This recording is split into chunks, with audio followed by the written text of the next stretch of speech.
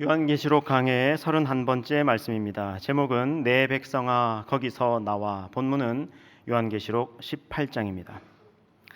요한계시록 18장은 17장에서 이어집니다. 17장에서 어떤 환상이 있었죠? 붉은 짐승을 타고 있는 큰 음녀가 나왔죠. 온 세상을 음행하게 만드는, 우상 숭배하게 만드는 이 음녀가 누구였습니까?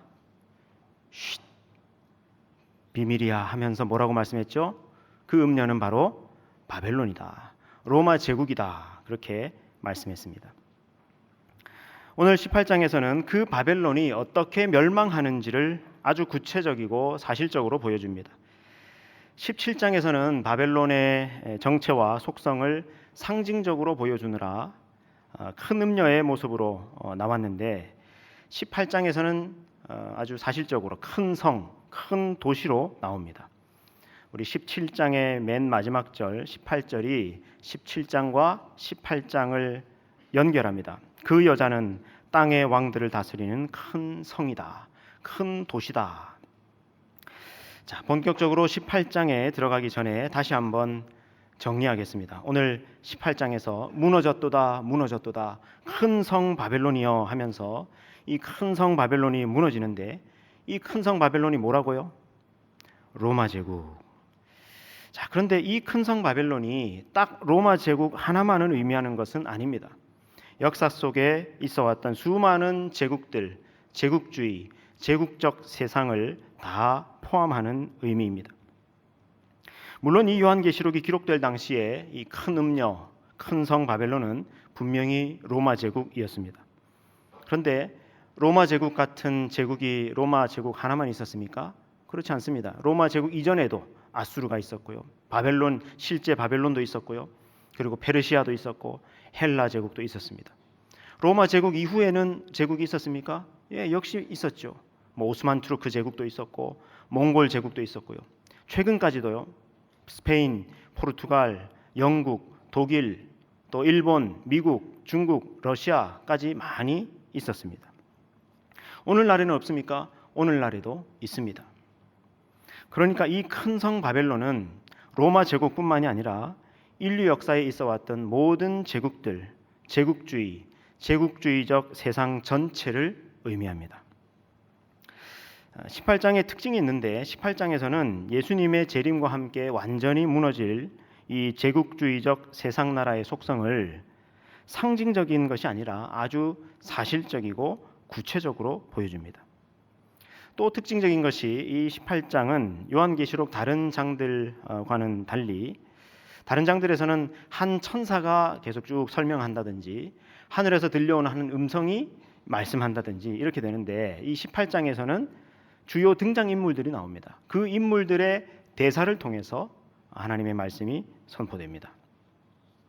그런데 이 18장에 이런 인물들이 있고 또 인물들의 대사가 있다는 것을 우리 일반적인 성경책을 보면은 잘 모릅니다. 잘 안 보입니다. 그래서 오늘 제가 여러분들에게 주보 간지로 유인물로도 넣어드렸는데요. 거기에 보면은 단락이 구분되어 있죠. 어떤 등장인물들이 나오고 그 등장인물들이 어떤 대사를 했는지가 나옵니다. 오늘 설교를 들으시면서 또 틈틈이 참고하시면서 노트하시면서 그렇게 보시면 좋겠습니다. 화면을 보시겠습니다. 예, 여러분, 이게 일반적으로 우리가 가지고 있는 성경책입니다. 개역 개정판 성경인데, 이렇게 돼 가지고는 어떤 등장인물이 나오는지, 어디서부터 어디까지가 대사인지 잘 모르겠죠. 그래서 이걸 제가 색깔도 구분하고 단락도 나눴습니다. 이렇게 여러분들이 나눠드린 유인물처럼. 근데 요거는 개역 개정판이고요, 여러분들에게는 새 한글판으로 제가 드렸습니다. 다른 한 천사가 나오고요, 그 다음에 또 하늘로부터 다른 음성이 들리면서 또 말씀하고, 그 다음에 9절부터 19절까지는 땅의 왕들의 대사, 땅의 상인들의 대사, 또 모든 선장과 선객들과 또 선원들, 이 뱃사람들의 대사, 이렇게 나오고요. 그리고 또 20절에는 이거는 그 4절부터 8절까지에 나왔던, 하늘로부터 나왔던 그 음성과 같은 음성이고요. 그리고 21절부터 마지막 절까지는 또 다른 한 힘센 천사의 메시지, 이렇게 나옵니다. 주요 등장인물의 대사, 주고받는 말을 통해서 말씀이 전개되더라 하는 것을 기억해 주시면 좋겠습니다. 자, 이제 본문 속으로 들어가 볼 텐데요. 1절에 보니까 이 일 후에 했습니다. 여러분, 이 일 후에가 뭐겠습니까? 앞에 17장의 환상 후에 그 말이죠. 17장에서 무슨 환상이 있었습니까? 붉은색 짐승을 타고 있는 큰 음녀가 나왔었죠. 이 음녀가 누구라고요? 비밀이라 큰 바벨론이다. 큰 바벨론, 즉 로마 제국이다라는 것을 보여줬습니다. 그리고 이 음녀가 망하게 될 것이다. 죽게 될 것이다. 그리고 18절에는 그 여자는 바로 땅의 왕들을 다스리는 큰 성이다 하면서 이제 18장을 이어주고 있습니다. 자, 이 환상 이후에, 이 일 후에 그 말입니다. 자, 다른 천사가 하늘에서 내려오는데요. 그 천사가 큰 권세를 가지고 있습니다. 그래서 그의 영광으로 말미암아 천사가 내려오는데 빛이 나는 거예요. 그래서 그 천사가 내려오는데 땅이 환하게 밝아지는 겁니다. 힘찬 음성으로 외칩니다. 이 천사가 뭐라고 외칩니까? 무너졌도다, 무너졌도다, 큰 성 바벨론이여 하면서 이 천사가 외칩니다. 자, 큰 성 바벨론이 무너졌다라고 했는데 이때 이 요한계시록에서는 이 큰 성 바벨론은 로마 제국보다 5, 600년 전에 있던 그 실제 바벨론을 의미하는 것이 아니라 로마 제국을 의미한다 그랬죠. 근데 이 큰 성 바벨론, 원래 있던 이 바벨론이 얼마나 큰 성이었는가 잠깐 보여드리겠습니다. 여러분, 이게 이라크 남부 지역에 있었던 바벨론 제국의 모습이에요.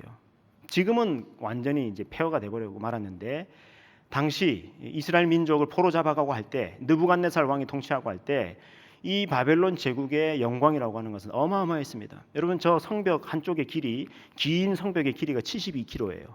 짧은 쪽이 18km예요. 성벽의 높이가 14m예요. 그런데 그 성벽이 삼중 성벽으로 돼 있어요. 근데 그 성벽 위가 또 얼마나 이게 성벽이 두꺼우냐면은 말 4마리가 끄는 마차가 서로 비껴갈 수 있을 정도의 두께였어요. 그리고 그 성벽 주변으로 폭 20m가 넘는 해자가 뺑 둘러 있는, 그야말로 난공불락의 요새, 너무나 크고 강한 견고한 성이 저 바벨론이었습니다. 그리고 저 성에는요 90m 가까이 되는 신전도 있었고요. 여러분, 저 파란색 문 참 아름답지 않습니까? 저게 바벨론으로 들어가는 메인 문입니다. 저 이슈타르 문이라고 하는 문인데, 근데 여러분, 이렇게 화려한 그리고 크고 강한 이 바벨론 성이 무너질 것이다, 멸망할 것이다라고 성경에, 구약 성경에 예언되어 있었습니다. 여러분, 이사야 13장 19절에서 22절 말씀에 보니까 이 바벨론이 멸망할 것인데 멸망당한 소돔과 고모라처럼 될 것이다. 그리고 얼마나 철저하게 망했던지 이 바벨론이 들짐승, 부르짖는 짐승, 타조, 들량, 승냥이, 들깨, 이런 짐승들이 그냥 오고 가는 그런 폐허가 되어버리고 말 것이다, 하나님이 말씀하셨습니다. 예레미야서에도 말씀하죠. 예레미야 때가 언제입니까? 이스라엘 민족을 바벨론으로 포로 잡아갈 그때죠. 근데 때가 이르면 이 바벨론이 망할 것이다, 영원한 폐허가 될 것이다. 64절에 보니까 바벨론이 몰락할 것이다, 피폐하게 될 것이다, 그렇게 하나님이 예언했는데 그 예언대로 정말 페르시아 제국이 일어나서 페르시아 제국의 황제였던 고레스가 이 바벨론을 함락시키고 그 이후에 이 바벨론이 완전히 멸망해가지고요 역사 속으로 사라지게 됩니다. 그래서 최근까지만 해도 도대체 이 바벨론이 그렇게 강성한 제국이었다고 하는데 그랬다면 유적이 발굴돼야 될 거 아니냐, 도대체 바벨론의 흔적이 어디 있느냐 하고 온 세계 이 고고학자들이 찾았어요, 바벨론의 흔적을. 근데 못 찾은 거예요. 그래서 사람들이 야, 이 바벨론 이거 신화 아닌가, 진짜 있었던 일이 맞나, 이런 제국이 정말 있기나 했나, 그렇게 의심이 될 정도로 바벨론의 흔적을 찾기가 쉽지 않았습니다. 그런데 1899년, 그러니까 얼마 안 됐죠. 지금으로부터 한 100년 전쯤 독일 고고학자 로버트 콜데바이라고 하는 사람이 땅속 20m 아래에서 이걸 발굴했습니다. 그러니까 20m만큼 흙이 덮였던 거예요, 바벨론이. 그러니까 얼마나 철저하게 멸망당했던지 그동안 거의 2000년 넘게 이 바벨론이 발견되지 못했던 겁니다. 근데 이 독일 고고학자가 이걸 이제 발굴한 거예요. 이게 그 당시 바벨론 발굴 장면입니다. 그래가지고 이 독일 사람들이 이 여기 있는 이 바벨론 성벽 이런 것들 다 뛰어가가지고 독일 베를린에 가가지고 이걸 복구해서 전시해놨어요. 자기들 것도 아닌데 이거. 독일 제국주의. 여러분 이 문이 뭘까요? 어떤 문일까요? 아까 그림에서 봤죠? 바벨론으로 들어가는 정문이에요. 이스타르 문이라고 하는 문. 어마어마합니다. 베를린 페르가몬 박물관에 가면 지금 이렇게 전시되어 있습니다. 자, 그러니까 여러분 무너졌도다 무너졌도다 큰 성 바벨론이여 하는 이 음성이, 이 선포가 얼마나 어마어마한 선포인지 아시겠죠? 근데 바벨론도 그렇게 무너지고 말았고요. 근데 지금 바벨론이라고는 상징적인 호칭으로 썼지만 지금 로마 제국 너희도 그렇게 바벨론처럼 무너지고 말 것이다. 어떻게 무너진다고요? 귀신의 처소와 각종 더러운 영이 모이는 곳과 각종 더럽고 가증한 새들이 모이는 곳. 아까 이사야 13장에 있는 말씀처럼 여러 들짐승들이 득실하는 그런 폐허가 되었듯이 로마 제국 너희도 그렇게 망하고 말 것이다. 폭삭 망할 것이다. 폭삭 망의 수다. 그렇게 되는 거예요. 예. 3절입니다. 그 음행의 진노의 포도주로 말미암아. 왜 로마 제국이 그렇게 멸망할 수밖에 없었느냐? 그 음행의 진노의 포도주로 말미암아 만국이 무너졌고, 또 땅의 왕들이 그와 더불어 음행하였고 땅의 상인들도 그 사치의 세력으로 치부하였도다. 치부하였도다 이 말은 부자가 되게 했다. 부자가 되었다 그 뜻입니다. 여러분 여기에 로마 제국이 멸망한 이유도 나오지만 로마 제국을 지탱하고 있었던 두 세력이 나옵니다. 첫 번째가 뭡니까? 땅의 왕들이에요. 이 땅의 왕들은 로마의 지배를 받던 속국의 왕들입니다. 그래서 이 땅의 왕들은 로마를 지탱하던 정치적 세력이었어요. 그 다음에 여러분 아무리 군사력이 강하고 정치력이 강해도 그것만 가지고 제국이 되지는 않습니다. 반드시 뭐가 있어야 됩니까? 돈이 있어야 되는 거예요. 그래서 로마 제국의 경제력을 뒷받침해줬던 사람들이 누구냐면은 땅의 상인들이라고 하는 사람들이에요. 그들의 음행과 사치로 말미암아 이 로마 제국이 망하게 되었다라고 말씀합니다. 자, 잘 보세요. 음행과 사치, 로마 제국이 왜 망하게 되었는지. 여기 나오는 이 음행이라고 하는 것은 뭡니까? 실제로 성적인 어떤 타락 이런 것들도 있지만은 요한계시록에서 줄기차게 이 음행은 뭘 말씀했습니까? 우상 숭배를 말했죠. 황제 숭배를 의미했죠. 자, 이제 또 다른 음성이 들립니다. 4절부터 또 내가 들으니 하늘로부터 다른 음성이 들립니다. 우리 내 백성아, 거기 8절까지 우리 한 목소리를 읽겠습니다. 시작. 내 백성아 거기서 나와 그의 죄에 참여하지 말고 그가 받을 재앙들을 받지 말라. 그의 죄는 하늘에 사무쳤으며 하나님은 그의 불의한 일을 기억하신지라. 그가 준 그대로 그에게 주고 그의 행위대로 갑절을 갚아주고 그가 섞은 잔에도 갑절이나 섞어 그에게 주라. 그가 얼마나 자기를 영화롭게 하였으며 사치하였든지 그만큼 고통과 애통함으로 갚아주라.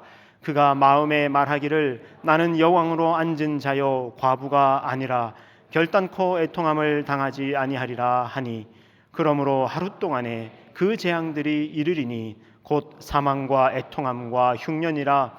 그가 또한 불에 살라지리니 그를 심판하시는 주 하나님은 강하신 자이심이라. 아멘. 여러분 여기 4절에 내 백성아 거기서 나와, 오늘 말씀의 제목이죠. 요한계시록 18장의 핵심 메시지입니다. 내 백성아 거기서 나와 그 도시를 떠나 하는 말씀입니다. 그의 죄에 참여하지 말아라. 그 로마 제국의 죄에 참여하지 말아라. 그래서 그가 받을 재앙들을 너희는 받지 말아라. 거기서 나와야 한다. 촉구합니다. 그의 죄가 얼마나 컸던지 하늘에 사무쳤습니다. 로마의 죄가 무엇인가? 이어서 말씀하고 있죠. 그의 불의한 일들을 하나님은 기억하신다. 로마 제국 안에 있던 수많은 불의, 정의가 깨어진 그런 현실들. 6절에 그가 준 그대로 그에게 주고 그의 행위대로 갑절을 갚아주라. 그가 행했던 악행들에 대해서 하나님이 기억하시고 갑절을 갚아줄 것이다. 7절 그가 얼마나 자기를 영화롭게 하였는지. 여러분 로마 제국을 포함한 그 수많은 제국들이 얼마나 자기를 영화롭게 사치스럽게 치장했는지 우리 역사 속에서 다 보지 않았습니까? 자기를 영화롭게 하며 사치하였든지, 여기 또 사치가 나옵니다. 그만큼 고통과 애통함으로 갚아주라. 그 멸망당한 로마 제국이 근데 그렇게 말한다는 겁니다. 마음에 말하기를 나는 여왕이야. 자기가 지금 큰 음료로 심판받아서 완전히 멸망당하기 직전인데 말입니다. 그런데도 나는 여왕이야. 나는 과부가 아니야. 그러니 결단코 애통함 같은 건 내가 겪지 않아 하면서 오만을 떨고 있습니다. 그러므로 하루 동안에 여러분 성경책에 하루 동안에 저기 줄거 놓으세요. 오늘 이 요한계시록 18장이 자주 나옵니다. 하루 동안에, 한 시간에 그런 표현들이 자주 나옵니다. 순식간에 망하고 말 것이라는 거예요. 그 재앙들이 이르리니 곧 사망과 애통함과 흉년이라 그가 또한 불에 살라지리니 그를 심판하시는 주 하나님은 강하신 자이심이라. 로마 제국 너희가 제국주의하면서 힘 꽤나 있다고 거들먹거리고 나는 여왕이다고 그렇게 하는 모양인데 너희 로마 제국은 하루 동안에 멸망하고 말 그런 허약한 나라에 불과해. 하나님이야말로 진정 강하신 분이야 말씀합니다. 여러분 로마 제국의 그 영화로움과 사치를 한번 보십시오. 2000년이 지난 폐허가 된 돌무더기만 봐도 그 당시의 위세와 또 사치와 화려함이 얼마나 컸을지 우리가 짐작할 수 있지 않았습니까? 이제 9절부터 19절에는 새 등장인물이 나옵니다. 땅의 왕들, 땅의 상인들, 그 다음에 뱃사람들인데요. 먼저 땅의 왕들의 이야기를 들어봅시다. 이 땅의 왕들은 어떤 사람이냐? 그와 함께, 그 로마 제국과 함께 음행하고 사치하던 땅의 왕들, 로마의 지배를 받던 속국의 왕들, 정치 세력입니다. 그들이 불타는 연기를 보면서 로마 제국이 불타는 모습을 보면서 울고 가슴을 치며 그의 고통을 무서워합니다. 그리고 멀리 서서 외칩니다. 화이또다 화이또다 큰 성 견고한 성 바벨론이여 한 시간에 내 심판이 이르렀다. 여러분 여기 한 시간에 여기도 줄거 놓으세요. 아까 8절에도 뭐라고 나왔습니까? 하루 동안에. 여기서는 한 시간에 내 심판이 이르렀다. 망하고 말 것이다 하면서 땅의 왕들이 가슴을 치면서 탄식하면서 웁니다. 이번에는 두 번째 등장인물 땅의 상인들입니다. 땅의 상인들은 어떤 사람들이었습니까? 로마 제국을 지탱하던 경제적 세력. 그를 위하여 울고 이 로마 제국의 멸망을 보면서 또 웁니다. 애통합니다. 근데 여러분 그 이유를 보세요. 이 땅의 상인들이 울고 애통하는 이유가 뭡니까? 그 뒤에 다시 그들의 상품을 사는 자가 없더라. 아 이거 물건 팔아야 되는데 팔아서 더 벌어야 되는데 내 돈 하면서 울고 있더라는 거예요. 상인들이. 지금 하나님의 심판이 코앞에 와 있는 이제 무너지고 있는데도 그 순간에도 뭐 더 팔아야 되는데 하면서 울고 있더라는 거예요. 그 상인들이 팔았던 상품 목록이 나옵니다. 12, 13절에 나오는데 보세요. 그 상품은 금, 은, 보석, 진주, 귀금속이죠. 세마포, 자주 옷감, 비단, 붉은 옷감 다 아주 비싼 왕족 귀족들만 입던 그런 옷들입니다. 옷감들입니다. 각종 향목과 각종 상아 그릇, 값진 나무, 구리, 철, 대리석으로 만든 각종 그릇들. 여러분 이들이 화려한 연회를 베풀면서 흥청망청 먹고 마실 때 쓰던 그 빛나고 화려한 그릇들 지금 언급합니다. 13절에 보세요. 계피와 향료, 먹을 것들이 나오죠. 계피와 향료와 향과 향유와 유향과 포도주와 감람류와 고운 밀가루와 미리오, 소와 양과 말과. 여러분 이 먹을 것들 지금이야 뭐 로마 제국 귀족들 왕족들만 먹는 게 아니라 지금 우리도 먹는 것들은 사실 올리브유나 뭐 이런 것들. 근데 그 당시에는 이게 로마 제국의 사치품들이었습니다. 그리고 이 고운 밀가루 이런 것들. 당시에 고운 밀가루를 먹기가 쉽지 않아요. 예. 거칠게 그냥 때우면서 살던 시절이었기 때문에. 근데 미식의 세계, 탐식의 세계가 이 로마 제국에 많았기 때문에 고운 밀가루 해가지고 끝없이 사치하는 모습이 있었습니다.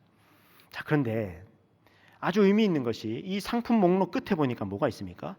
종들과 사람의 영혼들이라. 사람까지도 사고 파는 상품의 목록이었다는 겁니다. 이거를 직역하면요 이렇게 됩니다. 사람들의 몸들과 영혼들. 사람들의 몸도 사고 파는 겁니다. 사람들의 영혼도 사고 파는 상품에 불과했던 겁니다. 제국에서는요. 몸을 어떻게 사고 팝니까? 노예죠, 노예. 여러분 노예 무역이 얼마나 많았습니까? 최근까지도 얼마나 많고 지금도 노예 무역이 있지 않습니까? 몸을 사고 팝니다. 몸만 사고 파는 것이 아니라 영혼도 사고 팝니다. 1세기 로마 시대 때 어떤 노예 상인의 무덤 거기에서 발견된 석비예요. 예. 노예 상인 맨 이 세 칸이 돼 있죠. 3층으로 돼 있는데 맨 위층에 보세요. 거기 보니까 아주 큰 사람이 있죠. 아주 거만하게 또 살도 좀 쪄 있고, 예. 큰 사람이 앉아 있는데 자기 손에는 그 큰 포도주 잔을 들고 있고요. 그다음에 앞에 상에 많은 음식들이 이렇게 진열되어 있고, 그다음에 그 상 아래에 양옆에 작은 사람들이 있죠. 이 사람이 누구냐면 하인들이에요. 하인들을 부리고, 그다음에 그 옆에 오른쪽에 보니까 말도 서 있죠. 로마 이 노예 상인의 어떤 권세를 과시하는 그런 모습입니다. 2층에 보니까 가운데 보니까 어떤 사람, 이게 무슨 장면이냐면은 지금 포도주를 담그고 있는 하인들의 모습이에요. 포도를 수확해서 들고 와 있는 광주리도 보이고요. 그다음에 포도주를 담고 있는 항아리도 보입니다. 그다음에 맨 마지막 맨 밑에 보니까 사람들이 쭉 서 있죠. 이 사람들이 누구냐? 노예들이에요. 노예들. 조금 확대해서 볼까요? 맨 앞에 오른쪽 끝에 있는 이 사람은 노예 상인이고, 그 뒤에 목에 줄을 매서 끌려가고 있는 사람들이 있죠. 노예들입니다. 남자 8명, 그다음에 맨 뒤에 여자 2명, 그다음에 아이 2명. 이렇게 노예로 지금 끌고 가고 있는 장면입니다. 여러분, 이 그림, 이 요한계시록을 그대로 보여주는 것 같습니다. 제일 위층에 꼭대기에 누가 있습니까? 노예 상인이 있죠. 그의 사치, 이 부가 어디서부터 온 겁니까? 그 밑에 하인들, 노예들, 이들을 억압하고 착취해서 이들을 팔아가지고 얻은 부와 사치 아닙니까? 그걸 거들먹거리면서 포도주를 들고 흥청망청하고 있는 이 노예 상인의 모습입니다. 자, 이 상인들이 다시 또 말합니다. 바벨론아, 내 영혼이 탐하던 과일이 내게서 떠났으며, 그 맛있는 과일들, 아까 그 그림에서 봤던 그 상 위에 있던 그 맛있는 음식들, 과일들 다 떠났으며, 빛난 것들이 다 없어졌으니 사람들이 결코 이것들을 다시 보지 못하리라. 15절, 바벨론으로 말미암아 치부한 부자가 된, 바벨론으로 말미암아 부자가 된 이 상품의 상인들이 그의 고통을 무서워하며, 바벨론이 멸망하는 그 고통을 무서워하며 멀리 서서 울고 애통하며 이르되, 화 있도다, 화 있도다. 큰 성이여, 세마포 옷과 자주 옷과 붉은 옷을 입고 금과 보석과 진주로 꾸민 것인데 그러한 부가 한 시간에 망하였도다. 여러분, 여기 한 시간에 또 줄거 놓으세요. 이 상인들은 또 뭐 때문에 또 탄식하며 웁니까? 이 부, 이 저 로마 제국의 저 돈, 저 부, 저게 한 시간 안에 저렇게 망하다니, 저거 아까운데 하면서 또 울고 있는 모습이에요. 세 번째 등장인물입니다. 여러분, 이 상인들이 물건을 사고 팔 때 자기 주변에 있는 것만 사고 파는 게 아니라 로마 제국 시대니까 여러 그 속국들에 가가지고 거기에 있는 사치품들 사와서 로마에다가 팔고 그렇게 해야 될 거 아닙니까? 무역을 해야 될 거 아닙니까? 근데 당시는 뭐 요즘처럼 자동차가 있거나 비행기가 있거나 그런 게 없으니까 배밖에 없지 않습니까?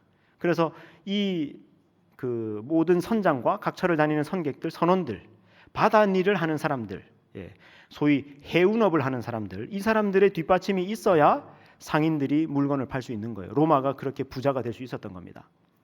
자, 이번에는 해운업 종사자들, 뱃사람들이 외칩니다.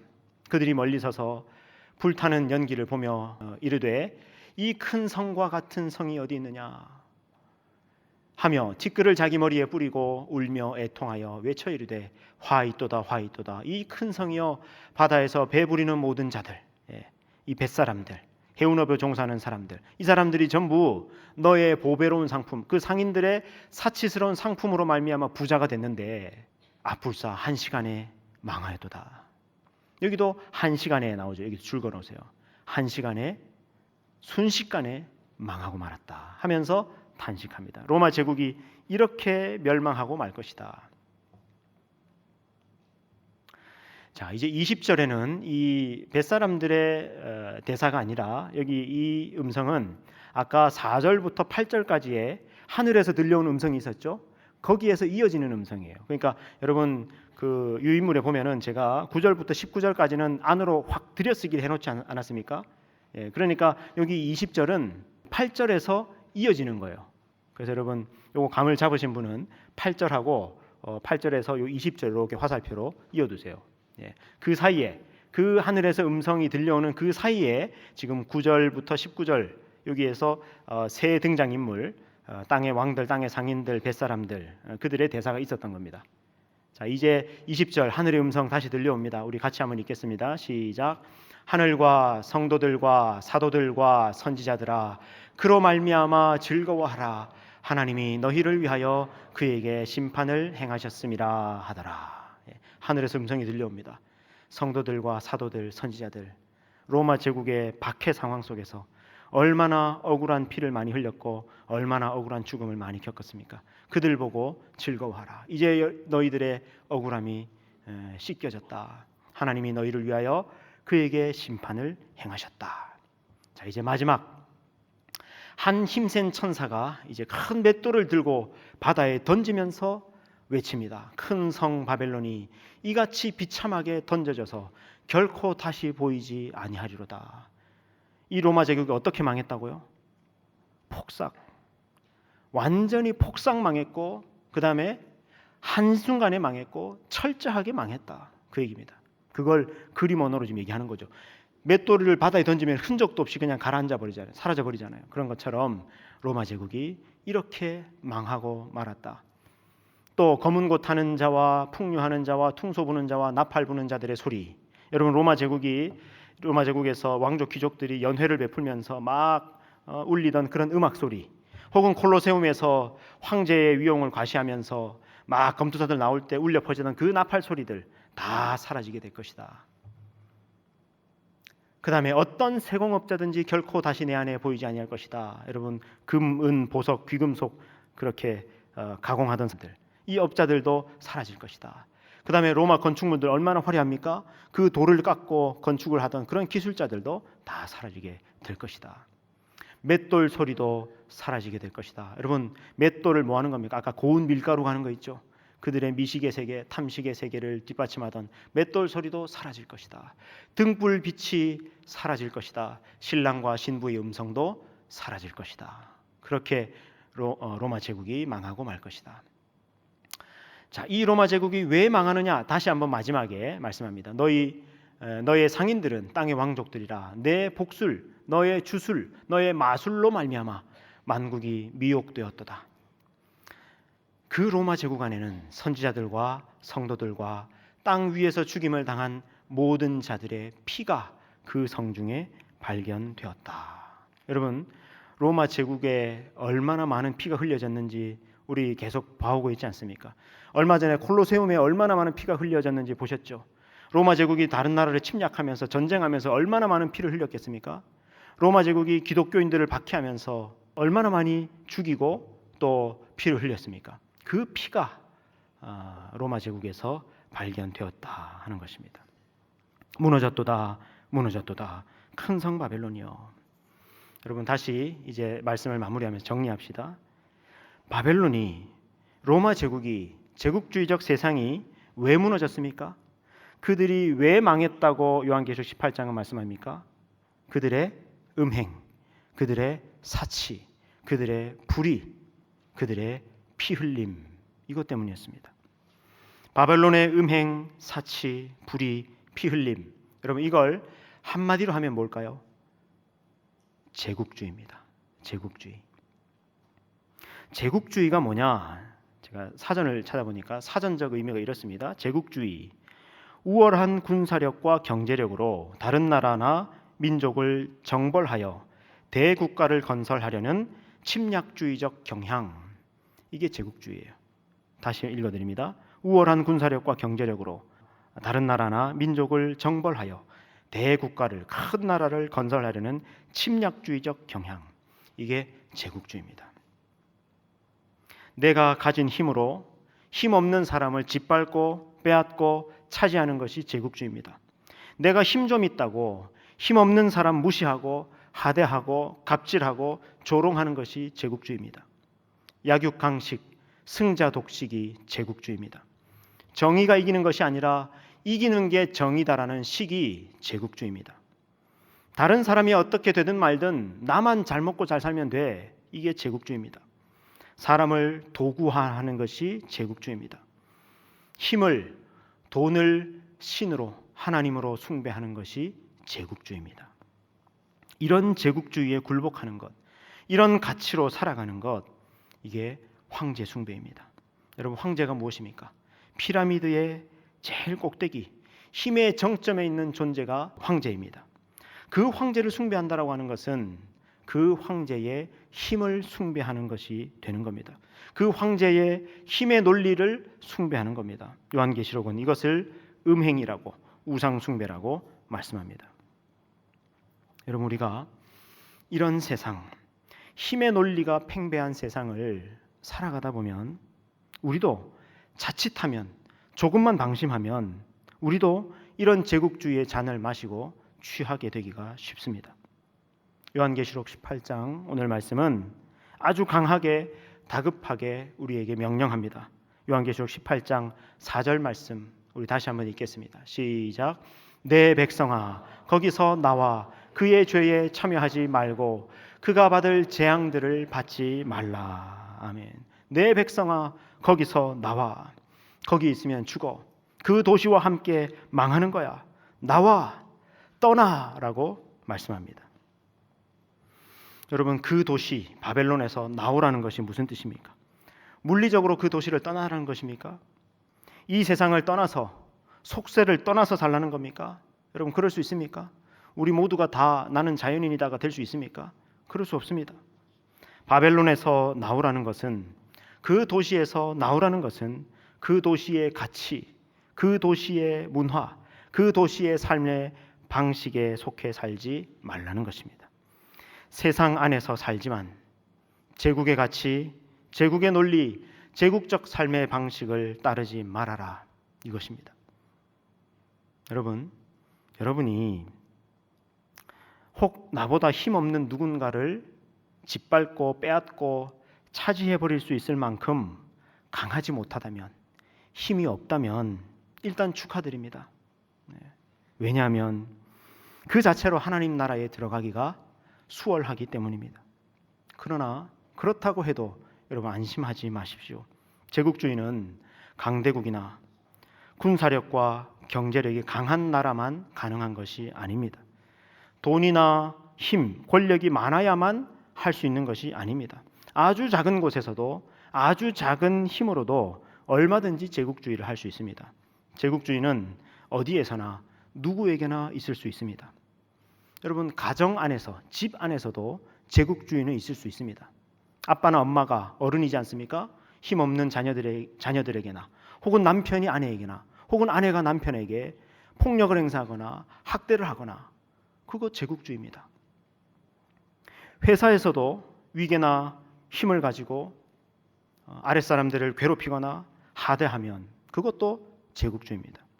여러분, 심지어 교회 안에도 제국주의적 추구 혹은 제국주의적 질서가 있을 수 있습니다.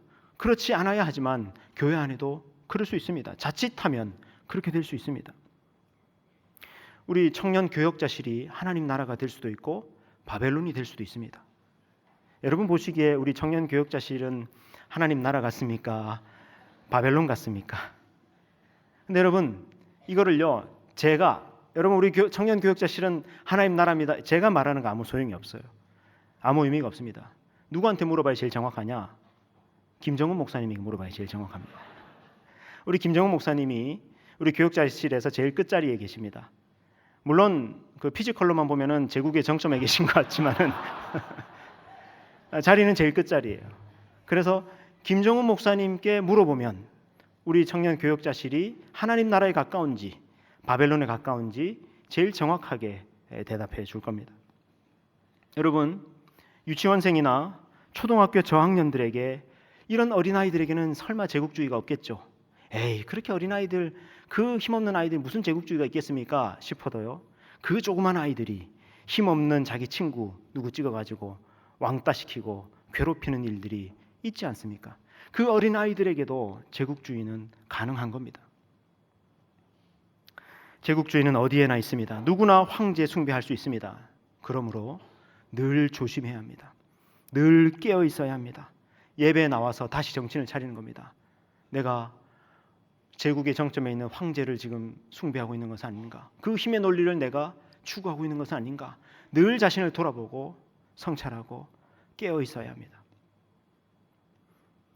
그렇다고 해서 제국주의를 피하려면 약한 것이 장책이다 해서 무조건 약해져서 여기저기에 호구 잡히는 인생이 되라는 것이 아닙니다. 여러분, 이 세상에는 내 선의를 이용해 먹으려는 인간들, 악질적인 제국주의자들이 많습니다. 그들에게 짓밟히지 않도록, 이용당하지 않도록 스스로를 단단히 지켜가야 되겠죠. 다만 내가 가진 힘이 얼마든지 그 힘으로 다른 사람들의 것을 빼앗거나 다른 사람들을 괴롭히거나 다른 사람들에게 해를 입혀서는 안 된다는 겁니다. 로마서 13장 10절의 말씀처럼 이웃에게 악을 행하지 말라는 것입니다. 일부러 약해질 필요 없습니다. 여러분, 힘을 가졌습니까? 그러면 그 힘으로 누군가를 섬기는데, 누군가를 살리는데, 누군가를 더 사랑하는데 쓰십시오. 그러면 됩니다. 여러분, 우리 예수님 이 세상에서 최고로 높으시고 최고로 강하시고 최고로 능력 많은 분이십니다. 그런 분이 베들레헴 구유에 아기로 오셨고 또 십자가에서 죽으신 어린 양이신 것을 잊지 마십시오. 어떻게 그 도시에서 나올 수 있습니까? 여러분, 이 말씀만 하고 말씀을 마치랍니다. 너는 그 도시에서 나오라 그랬습니다. 떠나라 그랬습니다. 그런 제국주의적 삶을 살지 말라고 명령하십니다. 근데 어떻게 그런 삶을 살 수 있는가? 하나님을 두려워해야 그렇게 살 수 있습니다. 요한계시록 오늘 18장에서 무너졌도다 큰 성 바벨론이여 하는 음성이 들렸는데, 여러분, 이게 18장 말고 요한계시록 다른 곳에서 또 한 번 들려왔던 적이 있습니다. 혹시 기억나십니까? 당연히 기억이 안 나겠죠. 그게 요한계시록 14장에 나옵니다. 요한계시록 14장 말씀 가서 다시 한번 이 메시지를 듣겠습니다. 우리 같이 읽겠습니다. 시작. 또 보니 다른 천사가 공중에 날아가는데 땅에 거주하는 자들 곧 모든 민족과 종족과 방언과 백성에게 전할 영원한 복음을 가졌더라. 그가 큰 음성으로 이르되 하나님을 두려워하며 그에게 영광을 돌리라. 이는 그의 심판의 시간이 이르렀음이니 하늘과 땅과 바다와 물들의 근원을 만드신 이를 경배하라 하더라. 8절. 또 다른 천사 곧 둘째가 그 뒤를 따라 말하되 무너졌도다 큰 성 바벨론이여 모든 나라에게 그의 음행으로 말미암아 진노의 포도주를 먹이던 자로다 하더라. 아멘. 여러분, 여기도 무너졌도다 큰 성 바벨론이여 하는 음성이 들려왔죠? 이 앞에 7절에 어떤 메시지가 있었습니까? 하나님을 두려워하고 그에게 영광을 돌려라. 힘의 논리가 지배하는 제국의 세상은 반드시 무너집니다. 순식간에 무너집니다. 오직 하나님 나라만 영원합니다. 내 백성아, 하나님 나라 백성으로 살아가십시오. 여러분, 오직 하나님만을 두려워하십시오. 하나님만을 예배하십시오. 짐승이 아니라 어린 양을 예배하고 어린 양을 따르며 살아가십시오. 땅의 사람으로 살지 말고 하늘 시민으로 살아가십시오. 그래서 언젠가 곧 다시 오실 예수님과 함께 새로 맞이할 세상의 주역들이 다 되시기를 우리 주님의 이름으로 축원합니다. 기도하시겠습니다.